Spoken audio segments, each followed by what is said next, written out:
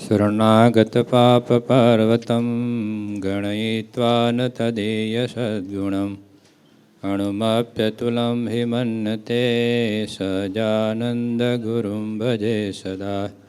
ઈષ્ટદેવ ભગવાન સ્વામિનારાયણ, વાલા હરિકૃષ્ણ મહારાજ,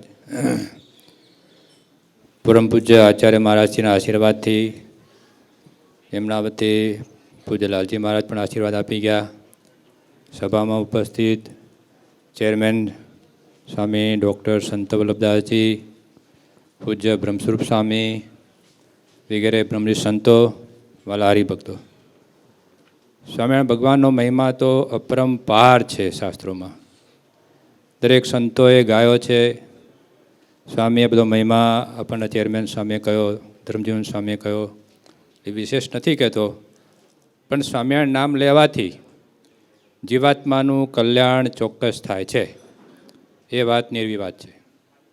કોઈ પણ માણસ હોય, ભાવથી ભાવે કુભાવે પણ મુક્તિ લેશે. સ્વામિનારાયણ ભગવાનનું નામ ભાવથી લો, કુભાવથી લો, એનું કલ્યાણ જરૂર થાય છે. સ્વામિનારાયણ ભગવાનનું નામ આપણે પ્રેમથી લઈએ તો આપણને કેટલું ફળ મળે. અજામિલે પોતાના દીકરા નારાયણનું નામ લીધું, પુત્રને યાદ કર્યા, છતાં યમ પાસમાંથી અજામિલ મુકાયો. તો આપણે પ્રેમથી સ્વામિનારાયણ ભગવાનનું નામ દઈએ તો અક્ષરધામ આપણને ના મળે? ચોક્કસ મળે. એટલે સ્વામિનારાયણ ભગવાનના નામમાં બહુ પાવર છે. સર્વોપરી મંત્ર છે. આવો મંત્ર આપણને ક્યારેય મળ્યો નથી, મળશે પણ નહીં. આ મનુષ્ય દેહ બહુ દુર્લભ છે. ક્યારે વારા ઘડીએ આ મનુષ્ય જન્મ મળે નહીં. 84ના ચક્કર ફરી ફરીને જીવાત્મા આવે ત્યારે એક વાર જન્મ આવે છે. મહારાજે વચનામૃતમાં પણ કહ્યું છે, 4 પ્રકારની ઉત્પત્તિ છે જીવાત્માની: જરાયુજ, અંડજ, સ્વેદજ, ઉદ્ભીજ. 21 લાખ વખત જીવાત્માને ફરવું પડે ત્યારે એક વાર મનુષ્ય જન્મ મળે.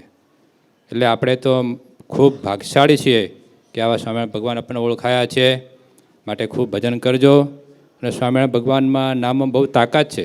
મને એક મારા ગુરુના શબ્દ યાદ આવે છે નાનપણનો. મારા ગુરુ વારે ઘડીએ મને કહેતા કે સ્વામિનારાયણ સ્વામિનારાયણ કરજે, બધુંય મળી રહેશે. સ્વામિનારાયણ કરીશ ને તો બધુંય મળશે.